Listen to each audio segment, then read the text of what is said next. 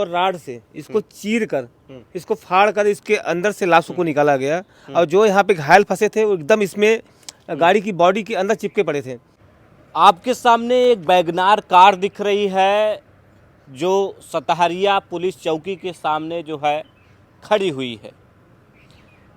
Satahariya police चौकी के सामने आपको एक सिकंदराबाद डिपो दिखेगा, रोडवेज बस, और इस वैगनार कार से भीषण टक्कर हो जाती है जिसमें जो है 3 लोगों की मौत हो जाती है मौके पर और 3 लोग घायल हो जाते हैं।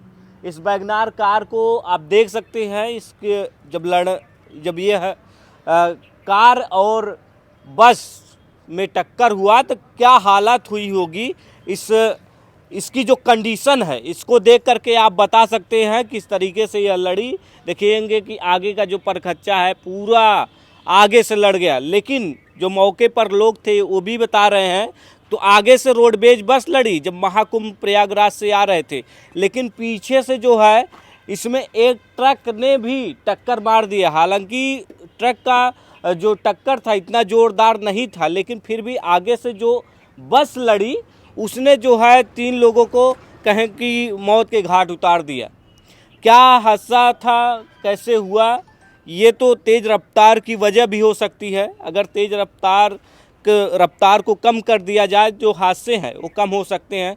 लेकिन एक स्थानीय पत्रकार हैं जो मौके पर थे यहाँ पर। भैया आप थे मौके पर जब यह एक्सीडेंट हुआ, आप पहुँचे थे, कितने देर बाद आप पहुँचे थे?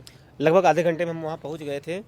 और घटना जो थी सतहरिया पुलिस चौकी के सभी में हुई थी। तो यहाँ से पुलिस वाले निकले भी थे, 2-3 पुलिस वाले पहुँचे और भीषण लगभग 4 बजे की घटना बताई। लगभग 3:20 का मामला है। 3:20 का। मैं 4 बजे यहाँ पहुँचा। अच्छा। मुझे जैसे सूचना मिली। घटना इतनी विध्वंसक थी कि जो आप देख रहे हैं ना, भैया कैमरामैन से बोलेंगे दिखाएं कि इसको सरिया और राड से इसको चीर कर इसको फाड़ कर इसके अंदर से लाशों को निकाला गया। और जो यहाँ पे घायल फंसे थे वो एकदम इसमें गाड़ी की बॉडी के अंदर चिपके पड़े थे।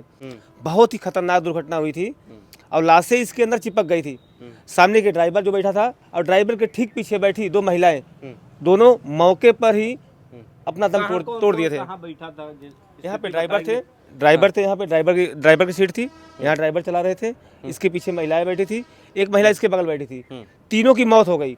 जो सामने एक बैठे थे और उनके पीछे 2 महिलाएं थी, वो बिल्कुल सुरक्षित थे। मामूली चोटें उनको आई थी, लेकिन उनको निकालने में कम से कम आधे घंटे लगे हम लोगों को यहाँ पे इस गाड़ी में से निकालने में। क्रिटिकल सिचुएशन थी कि कैसा सिचुएशन क्या था? नहीं, मामूली 3 लोग बच्चे थे, मामूली उनको चोटें आई थी। उनका इलाज यहाँ पर जो प्राथमिक स्वास्थ्य केंद्र है यहाँ पे करा के उनको जिला अस्पताल के लिए रेफर कर दिया गया था। इसका मतलब है केपी भैया कि जो टक्कर था सामने से हुआ जोरदार, ये वाला इस वाले हिस्से पे जो बस की स्पीड थी, हमें लगता है जहाँ तक उस समय कोहरा पड़ रहा था, भयंकर कोहरा था। सुबह का समय एकदम कोहरा था, विजुअलिटी बिल्कुल भी नहीं थी। और गाड़ी की स्पीड, चूंकि माघ मेले में जो महाकुंभ के मेले में बसें लगाई गई हैं, उसके ड्राइवर लगातार दिन रात गाड़ी चला रहे हैं, तो एकदम थक से गए हैं। अभी भी जितना रेस्ट नहीं मिल पा रहा है। एक वजह ये भी हो सकती है एक्सीडेंट का। जी, इतना ज़्यादा उन लोग के ऊपर डिप्रेशन रहता है और नींद नहीं पूरी होती है। कहीं ना कहीं इस घटना का कारण वो भी हो सकता है। एक तो तेज रफ्तार भी हो सकता है, एक जो महाकुंभ मेले में जो ड्राइवर हैं इतना वर्कलोड कह सकते हैं, कितना वर्कलोड उनके पास है, तो शायद नींद उद आ गई होगी। ये भी बिल्कुल नींद, मुझे जहाँ तक लगता है कि ड्राइवर को नींद आई है। जैसे ही नींद झपकी लगी होगी, सामने से इस वैगनआर को देख नहीं पाया और सीधी टक्कर, एकदम जोरदार टक्कर हो गई। और आप बता रहे थे पीछे से भी टक्कर हुई, ट्रक आपकी आंखों के सामने हुई थी कि बाद में हुई? पीछे जैसे ही गाड़ी लड़ी, पीछे से धुंध था, तो ट्रक भी पीछे उसके चल रही थी। तो ट्रक को ब्रेक लगाते लेकिन गाड़ी से लड़ गई। लेकिन ट्रक वाले ने बहुत कंट्रोलिंग किया, नहीं तो इस गाड़ी की कंडीशन और इसमें मरने वालों की तादाद और ज़्यादा हो सकती थी। 6 लोग बैठे थे, 3 लोग की मौके पर ही मौत हो गई। लेकिन ये दूसरा हिस्सा जो है, अभी आप राइट साइड देख रहे थे, जो लेफ्ट साइड है ये जो है बचा हुआ है। हिस्सा पूरी तरह से सुरक्षित है, क्योंकि ट्रक का जो पोजीशन, वो बस का जो पोजीशन है, आइए आपको दिखाएंगे उसके इसके बाद। जो पोजीशन है गाड़ी के लड़ने की, जो पोजीशन है वो उस तरफ है। इस तरफ पूरी तरह सेफ थे, जो लोग बैठे थे आगे भी और पीछे भी, वो पूरी तरह सेफ थे। आपको बता दें कि ये जो घटना हुई है बृहस्पतिवार को हुई थी, बृहस्पतिवार को हुई थी, जिसमें 3 लोगों की मौके पर ही मौत हो गई थी। 3 लोग ठीक ठाक थे, मतलब उन्हें अस्पताल ले गया, इलाज चल रहा था।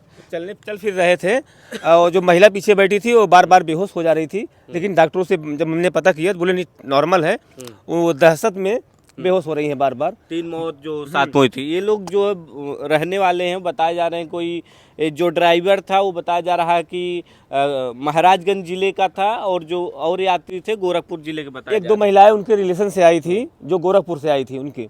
बाकी के 4 लोग जो हैं वो महाराजगंज जिले के थे। 4 लोग महाराजगंज जी जिले के थे, जी 2 लोग। जी। और जो सिकंदराबाद बस डिपो है, जो रोडवेज बस है, इसको भी हम दिखाएंगे कि अभी पिछला हिस्सा तो सुरक्षित है, लेकिन जो आगे का हिस्सा दिखाएंगे हम उसे आपको दिखाना चाहेंगे कि आगे का जो हिस्सा है किस तरीके से इसने जो है कार में टक्कर मारी, इससे मौके पर मौत हो जाती है। प्रयागराज महाकुंभ में आ रही कार को किस तरीके से इसने टक्कर मारी है। अच्छा, कौन गाड़ी किधर से आ रही थी? ये ट्रक रोडवेज की बस जो है जौनपुर की तरफ से आ रही थी, जौनपुर जिले की तरफ से। प्रयाग जो महाकुंभ से आ रही थी। महाकुंभ से आ रहे थे, ये जा रहे थे महाकुंभ में रिसीव करने के लिए, सवारियों पैसेंजर को रिसीव करने के लिए। एक खाली बस थी, इसमें कोई पैसेंजर नहीं थे, कोई सवारियां नहीं थी इसमें, ये पूरी तरह से खाली बस थी। दिखाएंगे, हम कहेंगे कि एक एक पार्ट दिखाइएगा किस तरीके से रोडवेज बस की जो हालत है वो हो गई। वैगन आर की टक्कर आप सोच सकते हैं कि वैगन आर एक छोटी सी कार की टक्कर देखिए कितनी भीषण है कि इस बस के जो स्टीयरिंग है वो भी टूट गई है, छत टूट गया है, इसका सामने का पूरा पोर्शन टूट गया है। आप किस तरह देखिए कि ड्राइवर की सीट तक टूट गई है, इतना भीषण एक्सीडेंट था। देख सकते हैं किस तरीके से यह एक्सीडेंट जो है, चाहे एक्सीडेंट की जो खबरें हैं वो लगातार मीडिया में आती रहती हैं, लेकिन उससे कोई सबक नहीं ले रहा है। आए दिन इस तरीके से लोगों की जान जा रही है, ना तो इस पर प्रशासन कुछ सोच रहा है, ना तो सरकार कुछ सोच रही।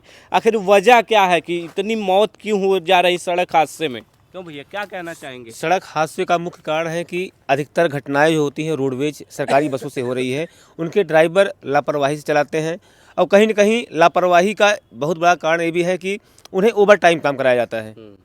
ओवर टाइम काम करने से झुंझलाहट में या फिर नींद में ऐसे एक्सीडेंट हो रहे हैं। मैं पैसेंजर से यही कहूँगा कि आप लोग केयरफुली चलें, बहुत सावधानी से चलें, और जो आप 2 घंटे में पहुँचना चाहते हैं उसे 2.5 घंटे में पहुँचिए, लेकिन सुरक्षित पहुँचिए।